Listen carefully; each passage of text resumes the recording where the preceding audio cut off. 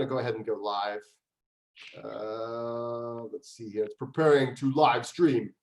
Preparing to live stream the meeting. Well, it says meeting is now live streaming on YouTube, on mine. Okay, well, it's about, let's see, and I'm going to record it on the computer. Uh-oh. Uh-oh. No, uh-oh. Let's see here. All right, so now we are live streaming. I was hearing some things.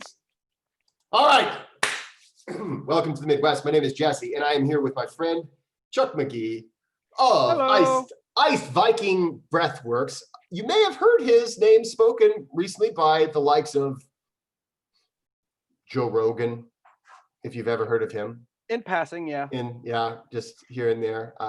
That's thanks to the kind James Nestor. James Nestor. Yeah. So Breathwork is actually, you're in his book, I believe, right? Correct. Dude. So, okay. So for everybody watching or listening, just so you know, Chuck and I, we were a part of the very first ever Wim Hof method instructor group. And Chuck and I, it seems like we become roommates pretty much. If there's an opportunity for roommate thing to happen, it's going to happen with the two of us. I think in San Jose, Laura said there's 2 big boy beds in this room. Yeah. And she's like, the 2 of you need to go over there. It's funny that they said the 2 big boy beds, because that harkens back to what we did in Colorado. Oh my God. I still feel guilty about it. I do. I feel a little guilty about it. So just this much. just not really, but just this much. It's one of those things, right? Well, okay. So back in 2016, we were doing our master module in Colorado with Wim and with, I think there were 27 of 27 of us and Miss Ely. Ely was there. That's right. Yep.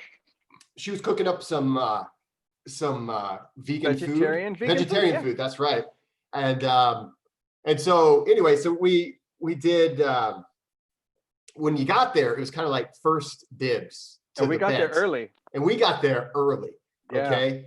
And we got in there and there were only so many beds. And we knew that we were told, if you don't pick beds, you might have to sleep on the floor. And so Chuck and I were like, okay, let's get some beds here, you know? and so our friend Jared Blanton was there with us. Jared, awesome guy. And if you're out there, we miss you, man.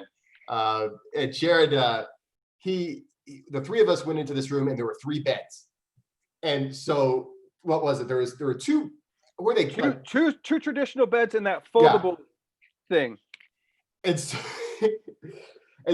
the 3 of us were kind of like, okay, you know, you look at Chuck and then you look at me. Chuck is a little bit bigger than I am, and then I'm kind of in the middle, but both Chuck and I are pretty large guys. Over 6 feet tall. Over 6 feet tall, over 200 pounds, you know, we're pretty large individuals. And then you have Jared, who he's under 6 foot. I would say, what would you say, like 5'10", somewhere around there. Strong as an ox. Yeah, strong as an ox. Absolute muscle. It's like nothing but muscle and awesomeness to this guy. And a veteran and a firefighter on top of it. Yeah, exactly. Seriously. There is so many reasons to thank him for his service and just like admire this guy. He is a hero in every way. And so we were all kind of like, me and Chuck were kind of like, well, let's see. Well, there's 2 bigger beds. And then there's this smaller bed. Well, if I sleep on the floor, I'm going to be in excruciating pain because I hadn't progressed far enough in the method yet to get rid of a lot of that pain. I had 2 compressed discs in my spine. I was in pain every day, and I was like, look, man, I gotta have a bed. And I'm just an asshole. So no, I'm with you on that one. I just had an excuse to be an ass at that point. Right. So we were like, let's see, maybe we should have these bigger beds, you know? And then Jared, because he's awesome, he's like, dude, I've learned how to sleep in every situation, on rocks, in the desert, you know, in war zones. I can sleep anywhere. Fine. I'll sleep there. And Chuck and I looked at each other like, Done. Okay. You know, it was like thank you cool, so cool. much. Yeah. Well, if you're okay with it, I guess if you're okay with it, okay. Because I mean, we would have slept there too. We would. You know, but if you insist, you can sit there. You can sleep there. You know. We did steal him a more comfortable mattress from a different room. We did. I mean, we did as good as we could do to thieve from others. to provide the bed was so uncomfortable. He put the mattress on the floor. Like, I know. I felt so bad. I did until I had a good night's sleep, and then I was like, I felt well rested after. Felt rested. Yeah. And then he said he felt rested and slept great in the morning. And then I made pork chops and everything was okay. Conscience clear. Yes. Yeah. So Chuck also famously saved us. Okay, so I didn't save us. You tell that story. You tell that story. As I'm a type 1 diabetic, so my diet is very particular, and I will never put it on someone else to feed me for my particular dietary restrictions. He's a good guy. It's not my thing. Mm-hmm. The retreat was entirely vegetarian, and had I been intelligent enough to read the email that expressly told me that more than 2 days in advance, I would have known this and prepared for it. But like all Americans, I went, click agree. Yeah, agree. That's what I did too. And the vegetarian diet is an amazing diet. It works for a lot of people. Yeah. But nutritionally for me, I avoid carbohydrates completely. Right. Maybe 20 to 30 grams of carbs in an entire day. And that's counting the vegetables I'm eating and counting everything I eat. I just could not subsist off that diet. I was literally like, oh man, you were looking peaked after the first day. And in my own, because, you know, as much as I really should, and I've experimented since then with going straight up vegan and straight up vegetarian. I have since then left those diets, and I try to eat as clean as I can, but I was not a clean eater at all back then. Yeah. And so I was like, hey man, I'm a Midwestern boy who eats fried chicken and potatoes every day. You know, where's the meat? So I was so happy whenever. Well, we went to the store. Yeah. And, I mean, this is grade school teacher stuff that was said to me is if you're gonna bring something, bring enough for everybody. Right. So I went to the store, and I still feel weird about this to this day, but we bought a bunch of meat. a bunch of meat. And do you remember whenever we came back though, we had that bucket of fried chicken and we ate it like potatoes. Drug dealers in a closet. Yeah, we snuck it back into our room. And we were like, who would be cool? You know, who do we want to share this with? We only had so many. I think we had like, it was mashed potatoes and some chicken tenders or something like that. Yeah. And so we invited like Trish back and was like, hey, come here. Come on. It was like contraband of the highest order. It was. And then they made the deal that if I'd like to cook meat, I had to cook it out on the barbecue. Which was awesome. Which was great. It's like, oh no, I have to barbecue. I mean, I have to do the grill. Yeah. It was great. We got to cook, and Ely's food was incredible. It was the best of both worlds. Really. Yeah. and we would make the food, and then she would serve her dinner, and about 5 minutes later, the grill would finish up. And for those who wanted meat, they could, and there were some who totally chose to do vegetarian, and that was awesome. Oh yeah. But there were some of us, like you and I, who were just like, I gotta. It's so hard. It's so hard. And it's one of those things with diet. I know that like today, I've eaten vegetarian so far today. I don't eat a ton of meat in a day.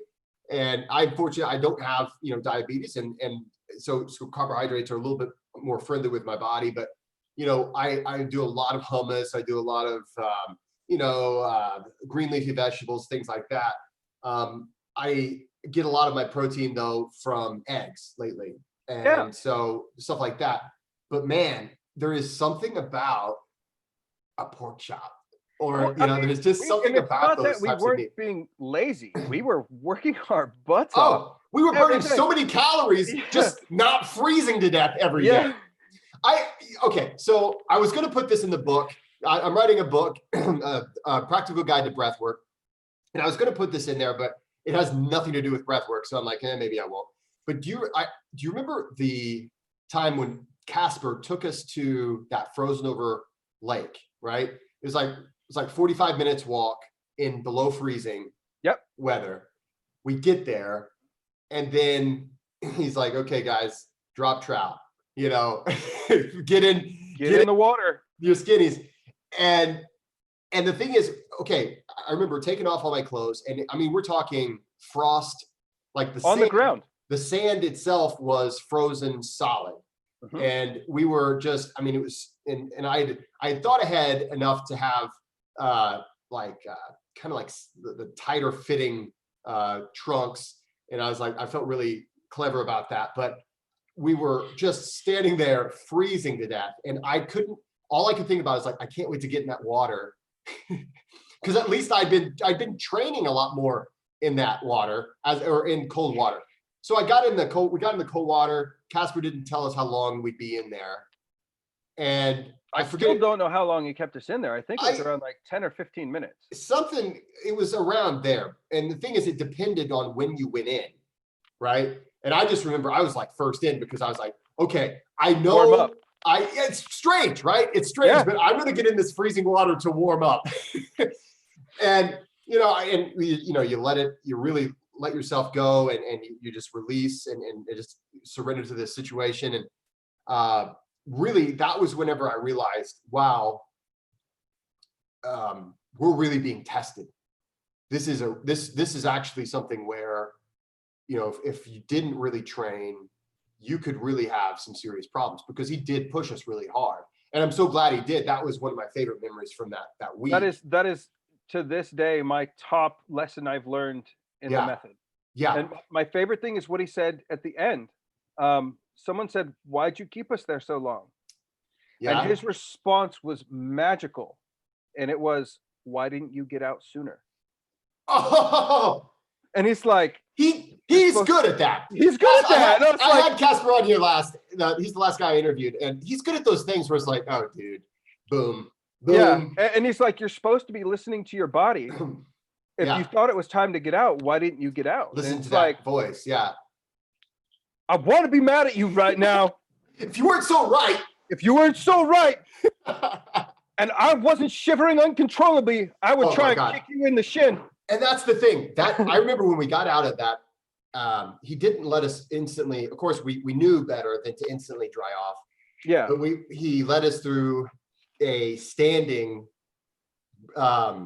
inner fire breathing technique, right? Mm-hmm. So we called it brown fat activation at the time. And I mean, every part of our bodies was screaming that it's frozen, it's going to fall off, mm-hmm. And, we did the brown fat. We tried to build some heat that way. And then eventually, after God knows how long, he said, okay, now you can dry off and try to get dressed. And it was the try to get dressed. Yeah. That was big because, oh my God. I mean, your hands were completely frozen. Like feet this? Were frozen. Yeah. It was just like, and just putting on socks was like, I was so happy when I got one sock on my foot. And I was like, yes. And my favorite thing he told people is, if you're having a hard time, help someone else. Yeah. And I had a person to help, and I helped them. I had an extra pair of socks that I put on their hands. Yes. Their hands were freezing. And doing that motion and relaxing and pulling that focus away from how hard of a time I was having allowed my body to relax and recover faster. Isn't that awesome? Yeah, it's amazing how that works. Where to some degree, it's that, what is it? Like the polyvagal response. Mm-hmm. And you're basically having that interaction with another human. I think that it was fun to just cheer a person on whenever, I mean, we were all struggling that day. And going back to, I mean, calories burned. Oh yeah. My God. The body was just like, okay, throw everything on the fire. Throw it all on there. So, but yeah, that week was just incredible. And Chuck, you are a Wim Hof method instructor. You and I were certified at the same time. We've been doing a bunch of crazy stuff. And then you also are certified in oxygen advantage. Is that right?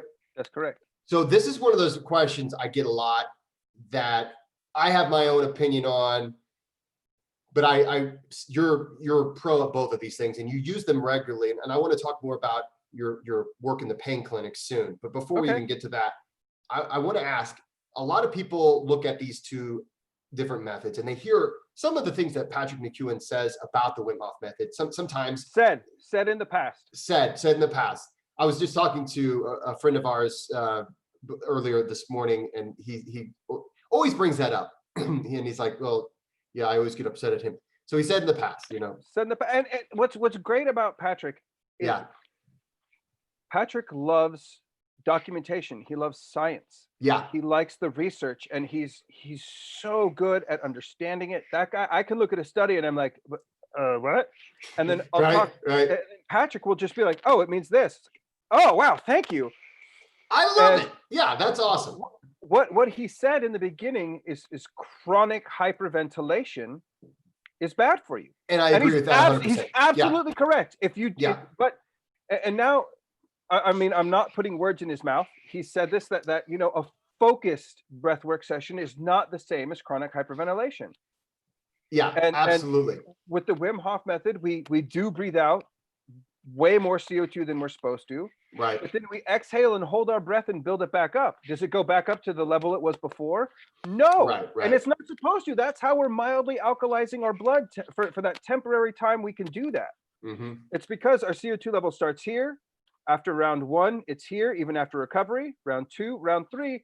And that's how we do what Wim says we can do, by alkalizing our blood. And people are like, how can you say that? I'm like, because it's true. Right. Look at the study. It didn't get back up to that level, but that doesn't make what Wim's saying wrong or Patrick's saying wrong.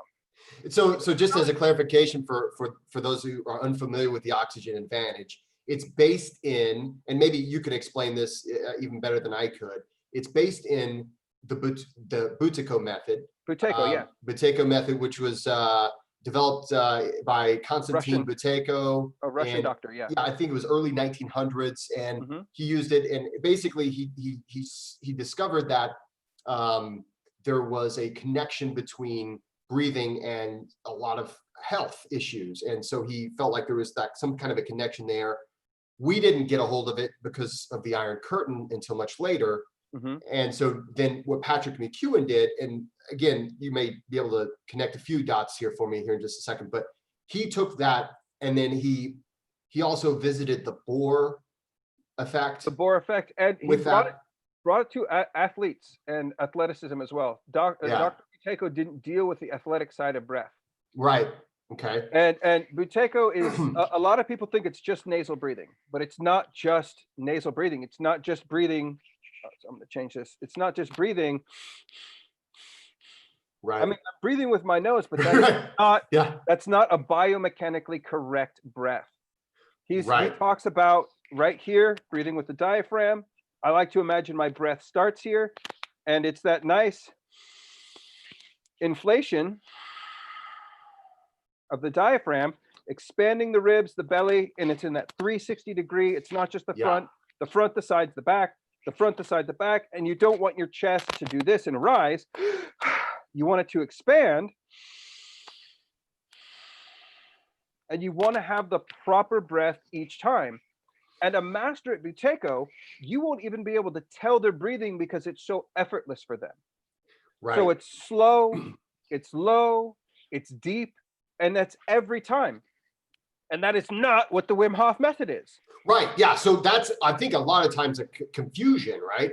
Is because it's like, well, wait a minute, you're telling me to breathe this way, but Wim was telling me just breathe, right? It doesn't matter what hole it goes in, right? 20 minutes though. That's for 20 minutes. 20 minutes in a day and you're done. Yeah. And then breathe Buteyko for the rest of your day. Right. Proper breath, proper foundational mechanics. Buteyko, you want to build up that CO2 tolerance. When you build up that CO2 tolerance, your vein and arteries are a little more dilated, your blood pressure drops, your resting heart rate drops, the overall stress within your body decreases. While this Right. won't cure any ailment, it sure as heck helps reduce a lot of the symptoms that the stress brings on. Yeah. And mouth breathing, I mean, we've forgotten how to breathe correctly. Mouth breathing Yes. is an anxious breath. It'll amp people up. You see people with chronic adrenal fatigue and they go all day. Yeah. Yeah. All Just day. panting. Right. Yeah. And it's not that these two methods are conflicting or opposing each other. They're complementary in the best of ways. Hmm. The Wim Hof method, you're doing those strong breath holds. That if you're doing a Buteyko exercise, you're doing a soft breath hold for a little bit of time. And at times, not to induce panic or not to induce anxiety, you're increasing your CO2 tolerance. So you hold comfortably. With the Wim Hof method, it's a little more aggressive. And I always call the Wim Hof method the gym for my breath. And I like taking my breath to the gym. Yeah. But I wouldn't keep it there all day. Right. Yeah. You could overtrain, and you can, and then you can have negative side effects. And this is the same with any breathing practice. You won't hear me denigrate any breathing practice. They all have their place. They all have their function. Free divers don't hold on the exhale. If they go to depth, they lose vascular pressure. That's dangerous. They could die. So that makes sense that free divers are now holding on the inhale to keep that pressure within their cardiovascular system so that they can handle that depth. And why would I say, oh, that's not ridiculous. That's amazing. Well done on figuring that out. And that's it. Exactly. And that's one of those things where I think it's important, especially for those who are getting into breath work.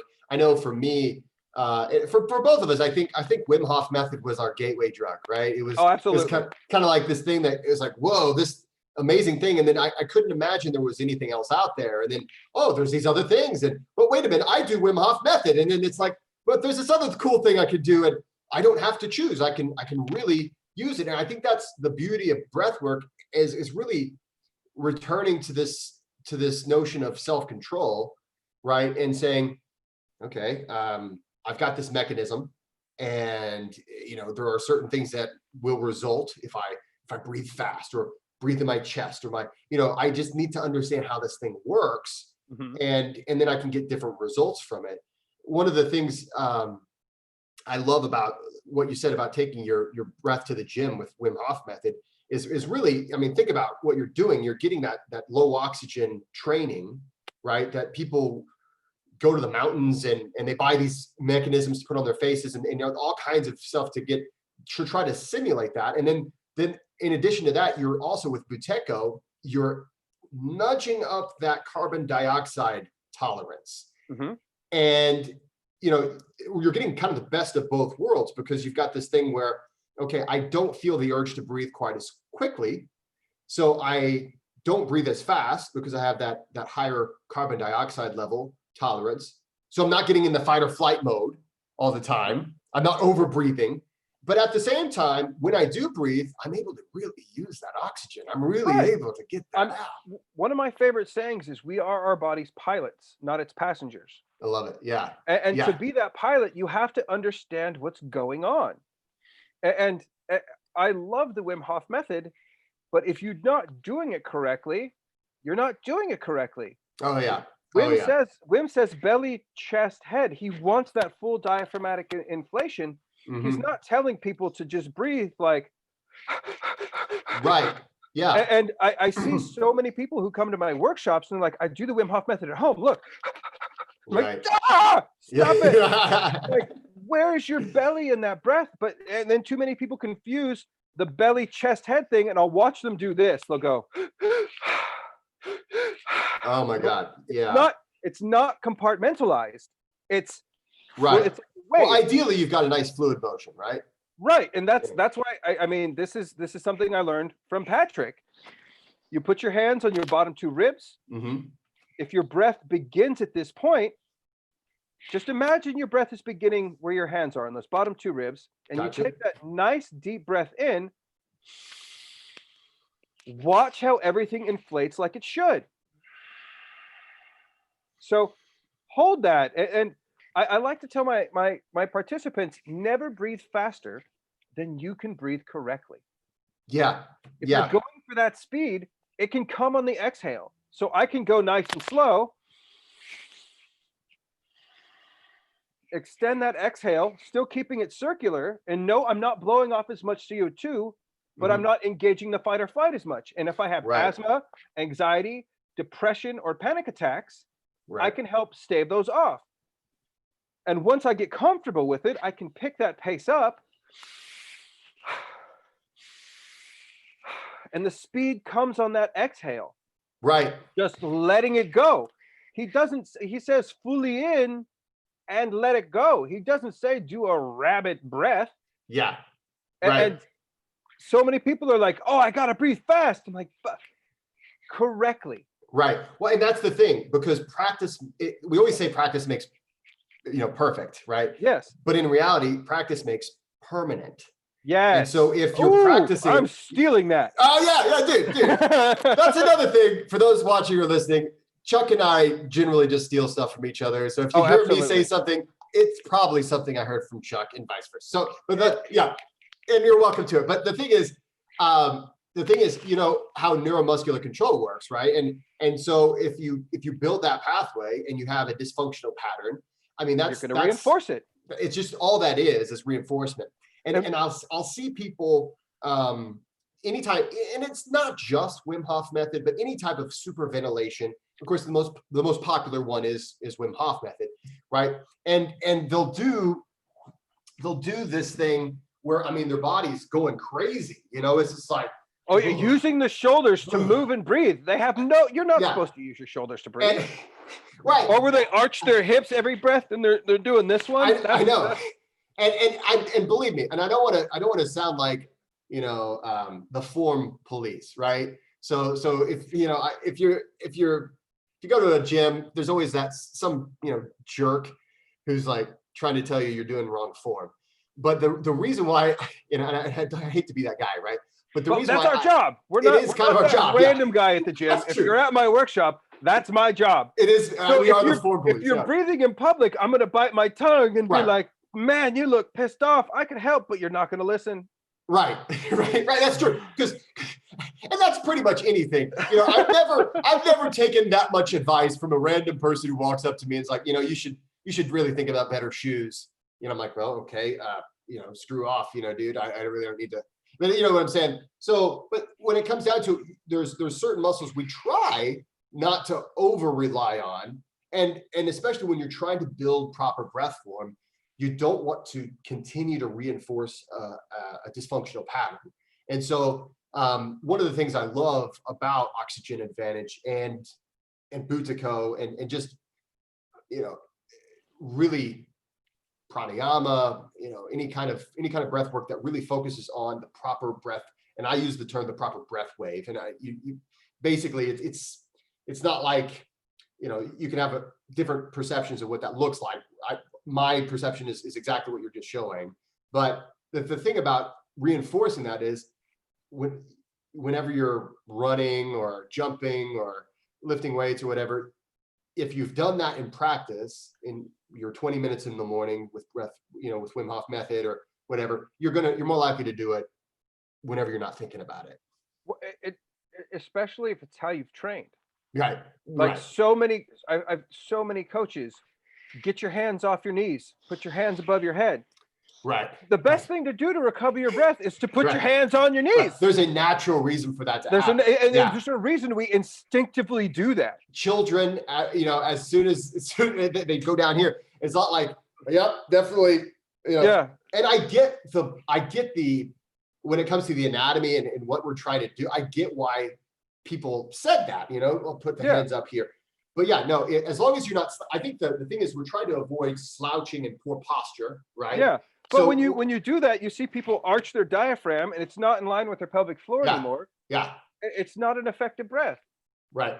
And you'll see people trying to recover on the sidelines or at an NFL event or even at a NBA event. These are world-class athletes whose willpower allows them to push past phenomenal boundaries and phenomenal goals. And they're still sitting there going, oh yeah. That's the thing. When it comes to athletes are incredible at making something work. Even if physiologically there's all kinds of dysfunction, an athlete is incredible. And it really is a testament to the power of the mind. And the power of their will and their Yeah, ability to yeah. persevere through things that other people would stop and be like, that's too uncomfortable. Right. And Yeah. if we're switching, if I have an athlete coming to me and being like, I want to try the oxygen advantage. Right. I want to be able to do this. I want to let them know that it takes about 6 months. I'm not going to be like, breathe through your nose, now go Yeah. for a run. That's Yeah. ridiculous. Yeah. This is a muscle. Like any muscle, it has to be trained. It has to be used properly. So for your workout, yeah, if you have to switch to your mouth because that's what you're used to and that's how you've gotten those results, play with it. Eventually, we're going to wean off that. But in the Yeah. beginning, you need to do what's right for your body. And you can't just suddenly make this big dynamic shift and be like, oh, I can't even run right now. Of course you can't. Right. I mean, let's try walking with your mouth closed. Let's try taping your mouth shut at night. And people are like, well, taping's extreme. And I ask MMA fighters, what happens when you hurt your finger? Well, I tape it to immobilize it so I don't use it incorrectly. Your wrist and ankles, I tape them to immobilize them so I don't use them incorrectly. Yeah, there's What about theme here I'm sensing. Yeah, what about kinesio tape for your shoulders? Well, so we Yeah. don't. Oh, I see where you're going. I'm like, yeah, we need to tape your mouth shut so you don't use it incorrectly. I absolutely, I see both sides, right? So I understand the terror of waking up and you're kind of in a dream and you're like, I don't have a mouth anymore. Oh my, it's this Twilight Zone scenario where it's like, I don't have a mouth. I'm the man without a mouth. That's true. But I mean, for you and I, Yeah. Patrick McEwen developed this tape called myotape. Okay. It fits around the mouth like kinesio tape. Oh, cool. And it uses pressure to hold the lips closed. Oh, cool. Unfortunately, you've got that magnificent beard and facial hair. Just like, So there's surgical cloth tape is what I like to use. It's what those Simply Breathe strips they sell are made out of. Yeah. It's super. It doesn't leave any stickum on your mouth. You can Nice. do it. And for people who are afraid, you don't have to tape your whole mouth closed. You can do the postage stamp, and you can have this part open. Oh, that's cool. Yeah. You can do the two small strips on the outside, so this part's still open. It's not all or nothing. You don't have to just like. That's terrifying. Yeah, it can really freak you out. Yeah. It could. Try taping your mouth while you're awake. Get used to that feeling. Yeah. And I mean, I cannot express how beneficial it is to not breathe through your mouth when you're sleeping. That's something big that I actually noticed with my wife. Now, with me, I've never really had that much of a problem with mouth breathing. And of course, how do you know when you're asleep, right? But one of the things that I do, for those of you, my little hack is I have a pillow that I just kind of hold it. So when I sleep on my back and then I kind of keep it closed that way, you can find those little ways to get around it. My wife, she did the tape thing and she finds that, wow, I feel like I'm way better rested and all these things. And it is a noticeable thing that it didn't take a long time for her to notice that. She's like, it was literally overnight success, right? The reason behind that is your physiology. Yes. When you're breathing through your mouth, you're getting rid of more carbon dioxide than you should have. Mm-hmm. You're getting rid of more water than you should have, so you're dehydrating yourself faster. And when we get rid of CO2, we know our veins and arteries start to constrict. Mm-hmm. Our heart rate has to go up. Our blood pressure is going up. So if we're trying to have a restful sleep, but we're breathing through our mouth and we're causing vascular constriction, our heart rate level to rise, that's a stressful rest. Our body isn't relaxed. Yeah. So by closing that mouth, breathing through the nose, a little more vasodilation, lower heart rate, a more restful sleep. And it's as simple as it's just, people say CO2, carbon dioxide is a bad gas. It's not. It's absolutely necessary for our respiratory system to function properly. We need that proper ratio of CO2 to O2. And when your CO2 level rises, people will say, well, my pulse oximeter, it drops. And it's kind of a counterintuitive thing. It is my CO2 levels rising to such a point, the red blood cells that carry that hemoglobin, the oxygen and the sorry, The talking too fast. hemoglobin is The carrying the hemoglobin, oxygen. the red blood cells that are carrying the hemoglobin and oxygen. Release that oxygen right into your musculature and your bloodstream, because that's what that abundance of carbon dioxide is telling it to do. So yes, you're seeing a drop in your available oxygen within your circulatory system, but your musculature is now getting more oxygen because of it. And and if we start to breathe quickly, we're again closing everything down, stressing everything out, bringing up the heart rate. So when we're trying to catch our breath, that's why we put our hands on our knees, to take some of the pressure off our rib cage, to be able to breathe nice and slow. Calm ourselves down, be that pilot. Don't. And it's counterintuitive, right? Because you feel that Absolutely. urge. And yeah. A little hack, if you feel that urge, it's okay to go and blow off a little extra carbon dioxide, but then slow it down. And if that urge comes back, sure, try again, but don't let that panic control your reaction. That's why we do the ice in the method, so that we can feel that stress, feel that, and ease into that calm, relaxed breath in that stressful situation. So by practicing with the ice, I mean, beyond all of the other health benefits the ice gives you, it gives you that moment to recognize stress and to respond accordingly, rather than meet it with force and be like, no, no. I know, which is tempting to do as well. So, okay. So one of the things that you're doing with your, with the breathing, with Wim Hof method and with Oxygen Advantage combined, is you're working with pain. You're working with a pain clinic. A functional restorative therapy clinic focused on chronic pain and injuries. Yeah. Yeah. What does that look like? Could you describe that? It's an 8-week course, and I am by no means the only person there. Dr. Victor Lee is the doctor who oversees the program. He's an amazing guy. His approach to pain isn't just one way. Yeah. So he's got acupuncturists. He does the cold laser.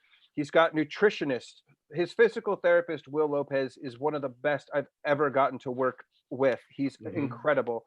I don't know if I said psychologist, but they're there too. Nutritionists, art therapy, and breath work, and the ice.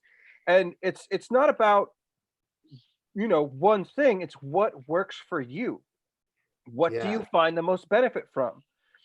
So he offers you all of these things to see what helps you the best, knowing not all of them will help everyone equally, because that's an unrealistic assumption. Yeah, absolutely. So, traditionally, those in chronic pain have developed a suboptimal breath. And instead of breathing through the nose, because they're in pain, their body wants it to be easy, they're breathing through the mouth, lightly into the chest. They aren't using their diaphragm. They're not getting that full vagal massage by taking that big breath that's supposed to massage their spine, their organs, move the blood throughout the lungs. Because they're breathing through their mouth, their blood pressure's high. They've got, you can see the stress in their body. So my job with them is to get them to breathe in a more optimal manner. The first exercise I give anybody is 5 times a day. I want you to take 5 breaths. The cadence I want you to use is in for 4 seconds, out for 6 seconds. And I want you to have your hands on those bottom 2 ribs to make sure you're getting that expansion. That exercise takes less than 1 minute to do. It'll help relax your body a little more. And rather than carrying stress with you all day long, it gives you a moment to check in with yourself and let go of any tension you don't need. So in doing that, we teach that proper foundational breath. And then we do the Wim Hof method to build up the CO2 tolerance, to exercise that cardiovascular system, to help aid in proper blood flow throughout the body. Because most people, when they're hurt, they try and immobilize it so they don't move it and it doesn't hurt, but that's not going to get proper blood flow. Your joint cartilage only get nutrients when they're moved. So that's where the physical therapy comes in, to get that proper movement in. And then the psychologist, like, you're not your pain. Your pain does not define who you are. To Beautiful. Yeah. train the third pillar of the method, basically, of that mindset. Yeah, really. Yeah. And to get that muscle and be like, yes, I know it hurts, but that's that chronic inflammation. That chronic inflammation and chronic pain leads to depression, anxiety, and stress. Yes. You've got Yes. to address that fact along with it. And anybody I meet who says I hurt, I'm not going to say, well, you're making it up, because they hurt. Right. Well, let's see what we can do. Yeah. To not fix it. And if I can't help you, maybe Jesse can. Maybe Trish can. Maybe Brandon Powell can. Maybe these people can help you where I can't. And I'm not going to say I have all the answers, because that's disingenuous. Yeah, exactly. And I never tell them this is going to cure your pain. This will make it go away. It's what I say. Yes. Thank you. My pain was at a 7 before I did all this. But when I came to Colorado, my pain was at a 7 every day. I did the breath work. I did the ice baths. I put the time in, and now it's at a 1 or a 2. Yeah, you have to work for it, and there's a certain level of patience. Okay, because you take that pill, right? And I'm not saying that pharmaceuticals are never necessary, right? But I'm a type 1 diabetic. Yeah. Pharmaceuticals are absolutely necessary. Right. Thank you. If I don't have insulin, I'm dead. So exactly. I'm saying it's, for me, necessary. Exactly. Well, it's one of those things where, I've had a bad experience personally taking prescription drugs. I'll talk about that on a future episode. All about it, but it's one of those things where, when you take a prescription painkiller or something like that, it is more of an instantaneous result, right? And so I think that's, of course, one of the reasons why they're very popular, and one of the reasons why they're important, because especially for acute pain or for any kind of, there does come a level where you're going to have to. You need the help. Yeah. If someone's in long-term pain and they just need to take ibuprofen, I'm glad it's there. I was living on 1,000 milligrams of ibuprofen a day. That is terrible. However, so bad. Yeah. If I need to take a Tylenol once every 2 weeks because the discs in my spine are giving me that, like, okay. Yeah. I use that. Now, do I use it all the time? Do I depend on it? No, I'll try breathing first. I'll try the ice bath. But if the pain is there, I'm glad that relief is possible. Well, there's a difference between I think sometimes we feel like we have something to prove. And I don't. At the end of the day, I don't have anything to prove to anybody. And I want to live happy and healthy, and I want to be free of entanglements like addiction or something like that as much as I possibly can. But at the end of the day, if I need that medication or whatever to help me perform that day, it is what it is. But what you did, and what so many other people do, and I've seen with my clients as well, there's a certain degree of patience and a certain degree of, like, I'm going to work for this.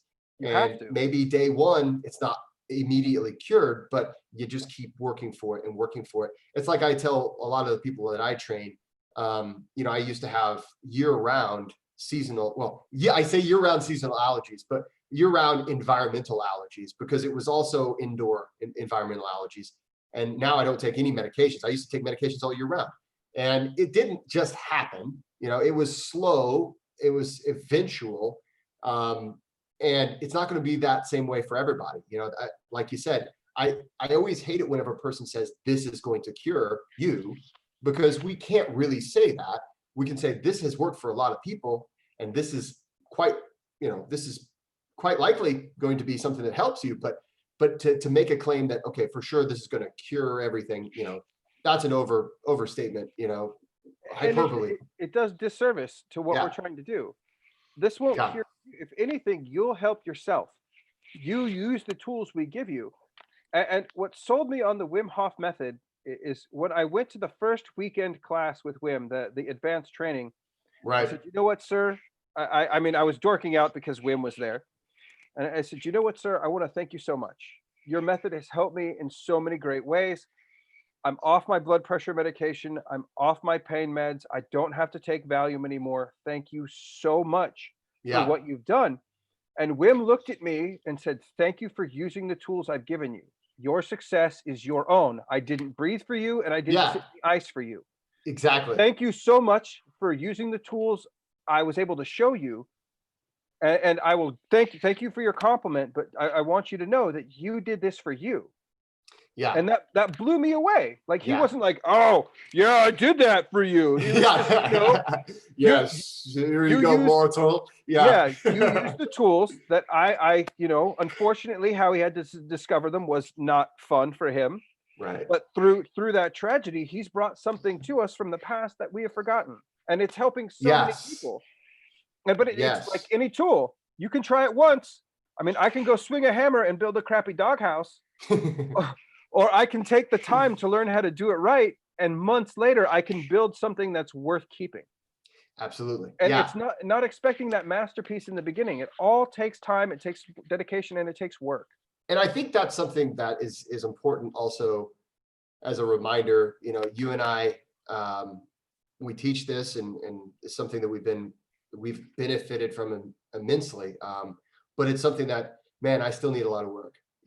Every day. I'm still like really like, okay, boy, I really do need this hardcore. If I, it's there's a certain degree of therapy and medication and it's like, okay, yeah, this is what's helping me perform at a level that I want to perform at.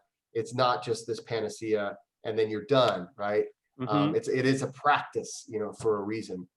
And about the practice and about the constant work, be kind to yourself. This Yes. this has changed my life in ways I can hardly describe. Right. I've fallen off the wagon. There have been like a month or two where I just didn't do it. Yeah. And you can't be hard on yourself. You can't be like, "Oh, I'm such a failure." You know what? I said, I'm not doing what's best for me, and I really need to get back into this practice. And with time, perseverance, and dedication, I can get back into my practice. But you have to that unconditional love and kindness has to be applied to yourself as well. Yeah. I think that's so important, especially when we're doing things that seem like, I see a lot of people sharing the amount of time that they can hold their breath, or I see a lot of people sharing the amount of time they can be in an ice bath.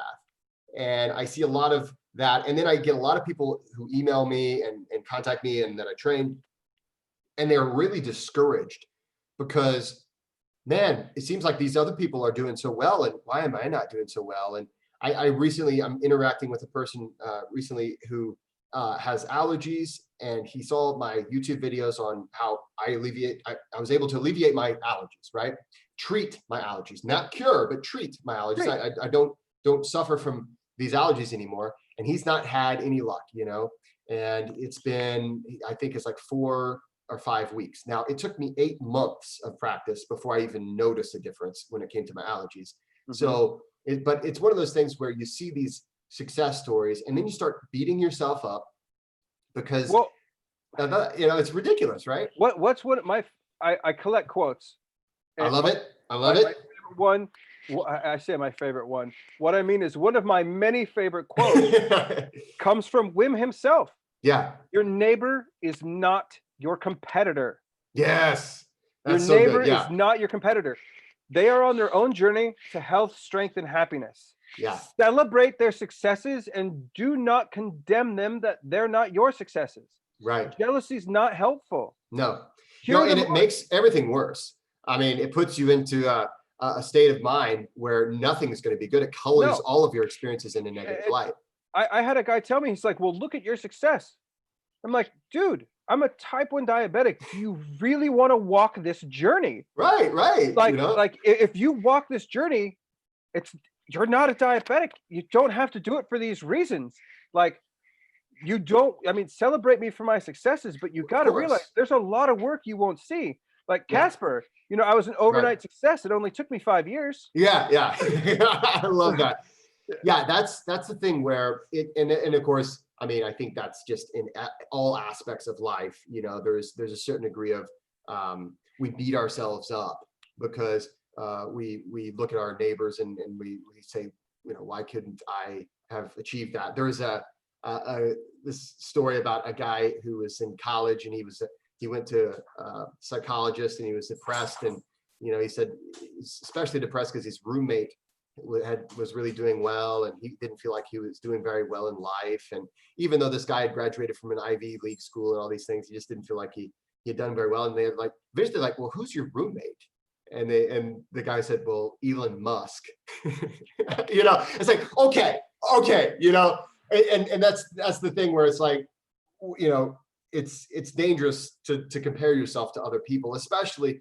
I mean, there's all sorts of different paths that we're walking down, and so it's important to keep that in mind.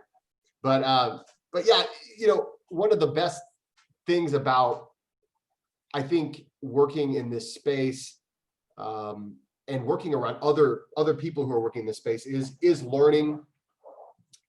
I've learned a lot from you, and we've It's walked, mutual. yeah, and we've walked on this journey, together. And I was in Poland, actually, where we serendipitously got to meet up. I was so happy. That was the best. That was great. That slide in the toy store is still one of my favorite things I've ever done. Awesome.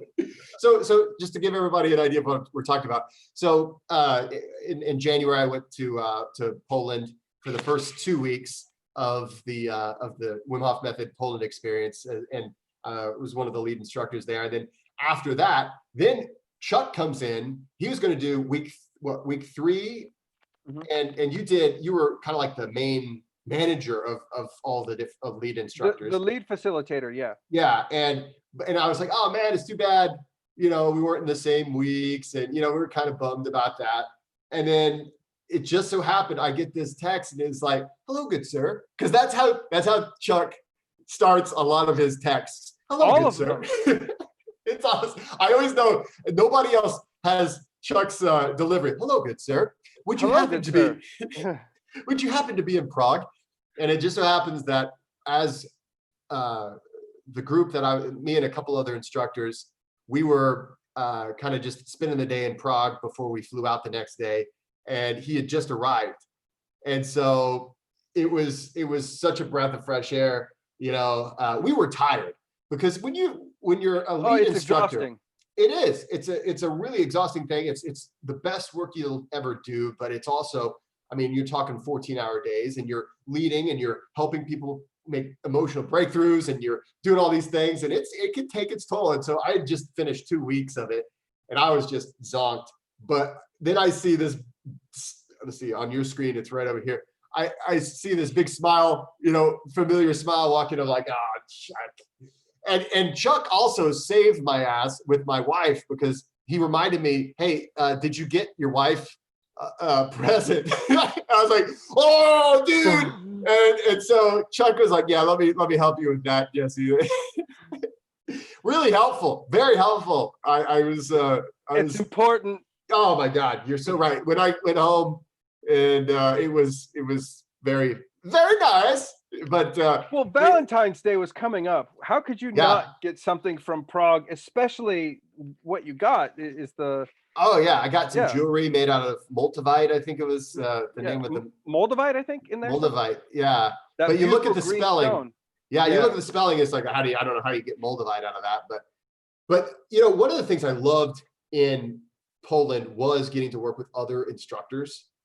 And what we would have, and for those of you who are watching who've been to a Poland experience, there's times where we have big gatherings. And of course, Wim will do a lot of guidance of breath work, but also you get to work with other instructors in leading these big breathwork sessions. Oh, that's my favorite thing in the world. Yeah. And so it's like, it's kind of like, for those, I know I have a lot of musicians in the audience, and it's like getting to jam. You brought your guitar or your drums or whatever, your instrument, and you're like, all right, man, let's just see how this goes. Let's just see where it goes, right? And I'm just saying, like, there's just times whenever I had goosebumps, because maybe what another instructor said, or how the session was going, the energy when there's all those people in the room, and I mean, it's it's amazing on both ends. You know, you're having this amazing breathing experience, but it's like you get to be an artist and create that experience for other people. We should do it Zoom wise. We should find it. Why not? We can't bring people together. Let's do it on Zoom. Let's do it together. Dude! Why not? Why not? What else we got to do, man? Let's do it. Okay. And like, here's what we're gonna do. Let's do. So this is on my YouTube channel. Okay. Yes, I see that right there. Yeah. So what we could do is, we'll bring it to Zoom. Maybe we'll do or anywhere. I just use Zoom because Zoom's easy. My default word to use. Now, and we can put some tunes on here. I got some pretty sweet tunes. Remember Rob Linfesti? Of course I do. Well, he was in our training class. Yeah. He's been. I've been. How should I even put this? It's like I've been asking him for specific. I'm like, hey man, you're an amazing musician. This is what I'm looking for. It's like what is it? Commissioning a portrait.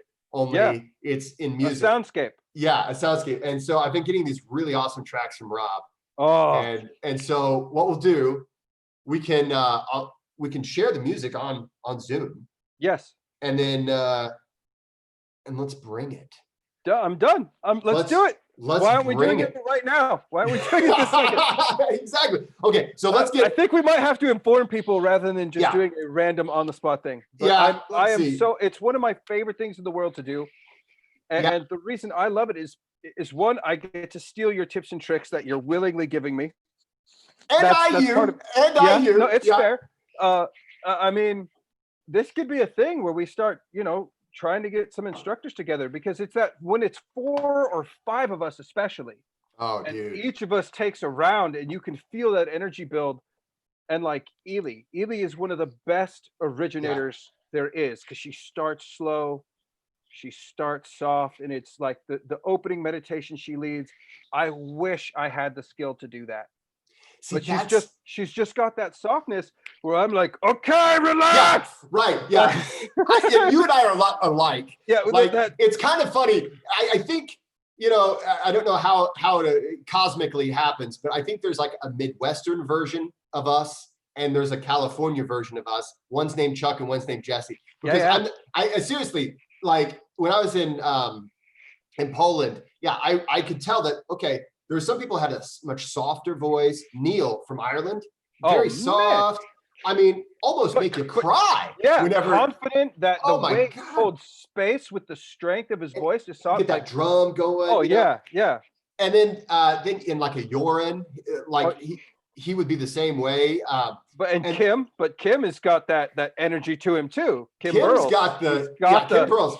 He's got the he's down in Aussie land, and he's absolutely. And so it's really kind of cool because there's these different energies that we bring, and I tell you what, okay, so audience, be notified.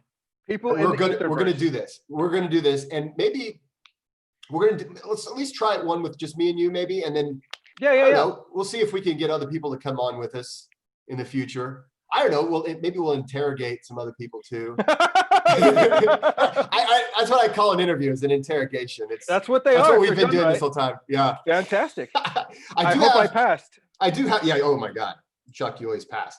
I think I have a question from the audience. And we're on live, so if you guys have any questions, at least while we're still on, I'll be happy to relay these to Chuck. I do have. Let's see here. Can you ask him about breathing sessions? James Nestor mentioned he takes part in weekly breathing sessions. Can anyone join? Are they guided Wim Hof style? Okay, yeah. So let's talk about that for a minute. Now, just so everybody knows, I will be in the show notes. So this is on live, but I'm also going to be uploading it later. And then it's also, if you're listening to the audio and the show notes, you'll also see Chuck's information so that you can go visit him. So how often do you do those online breathwork sessions? Up until yesterday, it was only Monday nights at 9 p.m. Pacific time. The reason I specifically chose 9 p.m. is because that's 6 a.m. in Europe. Right. So I can help people go to sleep in the US and wake up in Europe. Hmm. And unfortunately, that cuts out a lot of The eastern the side of rest the of United America. States. Yeah. And it cuts out the UK because they're an hour behind and no one wants to wake up at 5 a.m. Yeah. So on Sundays now at 11 a.m. Pacific time, for Okay. as long as this COVID thing is happening, I'm going Yeah. to be running another session for alternate time zones. And That's really cool. my Instagram is Iced Viking Breathworks, or at Iced Viking Breathworks. I am social media inept. I'm going to Like, help you with this. This is okay, something I'm going to help you with that. because And I'm not saying I'm very good. I'm not saying I'm good at it, but I'm going to help you as much as I can. accidentally unfollow my friends not knowing what I'm doing. Like people send me messages. I thought we were friends. Yeah, I didn't even know you could send messages on Instagram till last week. So like, I wish. I mean, I can put a computer together and I can set up your home network, but social media is just out of the realm. I mean, I'm 41. I don't give a crap. But now evidently I have to. Yeah. And so go to my Instagram. It's posted on there, and the link or the meeting ID for the Zoom meeting is 750-599-401. There's no password. Anyone can join, any skill level. The only thing it'll cost you is your time and attention. To me, those are the two most valuable things you possess. So thank you for sharing them with me if you come on. Yeah. And it's all up to you. It's your pace, it's your style, but it's every Sunday morning now at 11 a.m. Pacific and 9 p.m. on Monday Pacific. Everybody is welcome.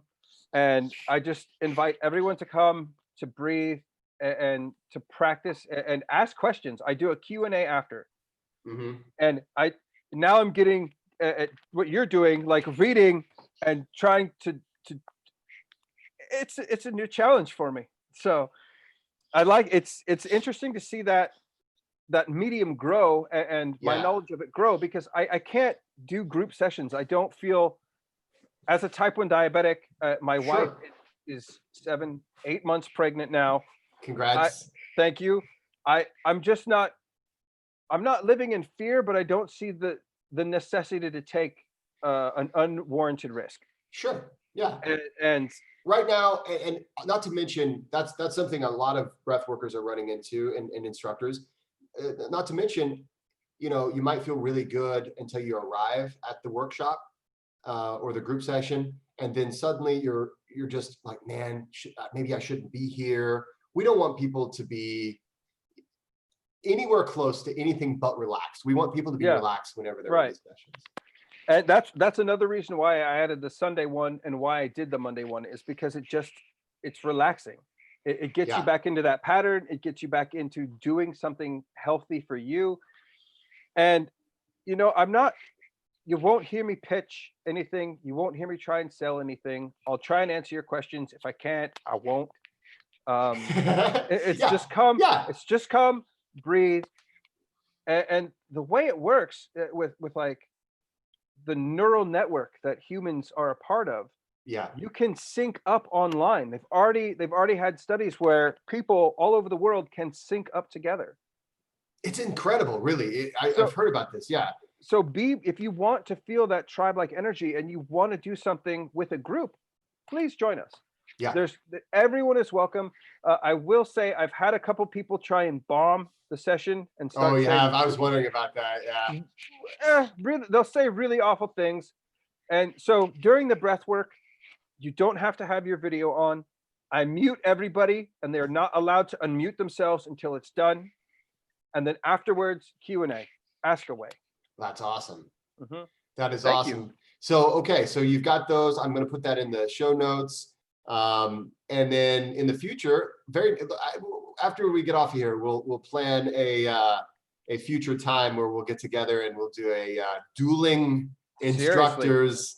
One of these days that works for the Midwest, the East Coast. Yeah. The West Coast. Yeah, exactly. The Midwest, East Coast. Yeah. We don't have a coast here. We just have trees and farmland and few rivers. You and mean lakes. all the things that feed us? Yeah, how dare we you? feed we feed everybody. We basically all that stuff.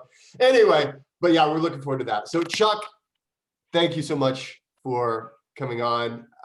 Anytime I get a chance to get a little Chuck time, I'm always all about it. Guys, if you Thanks have for any having me. questions, yeah, absolutely. And I'm gonna make you come back. So I will. I'll happily. I mean, hell yeah. I'm at home, and I'm gonna be at home for some time. I think we got time. We got time. Yeah. All right. So let's have some fun. Let's breathe with some people. Absolutely. So guys, thanks so much for watching. If you haven't joined the Patreon club, what's wrong with you? What are you doing? What are you doing? Join the Patreon club. Take a look at the Patreon link below. Please like and subscribe if you've not done so already. And as always, please remember to go out there and be kind to one another. Yes. Thanks, everybody.